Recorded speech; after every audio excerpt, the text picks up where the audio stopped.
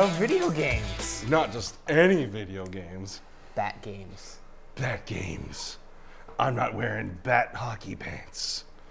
Bat games begins. Oh, that's not bad. That's not bad. Well, hopefully we can get it on camera. We actually have our favorite bat game playing on the NES in the front of the desk, which would be Sunsoft's Batman, based on the '89 movie. Yeah.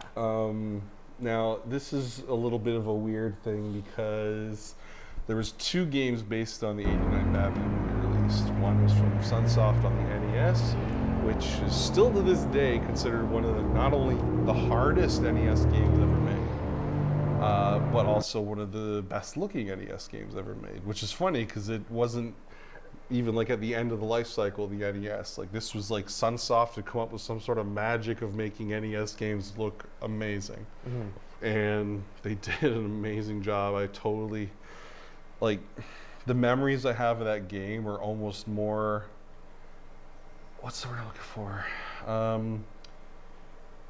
I played that game for days and days and days, and I would get to the boss, the Joker, and try to kill him, and I would constantly die, and I would pause it. Oh, keep in mind, I didn't own an NES or the game. I was at my friend's, so I would pause it, because back then, you couldn't save. So I'd pause it, and I'd say to my friend, please, if you love me, don't turn this off. And he was like, okay, I'll keep it on. Go back the next day, try and beat him. And back in those days with the NES, it was so social, and it wasn't about 2 people playing. You would take turns. Like, if I sucked on the boss,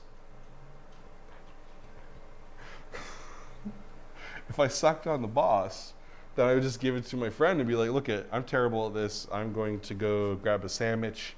You give it a try. And, you come back, the boss is beaten, they get to see the final cutscene. All is good in the world. Correct?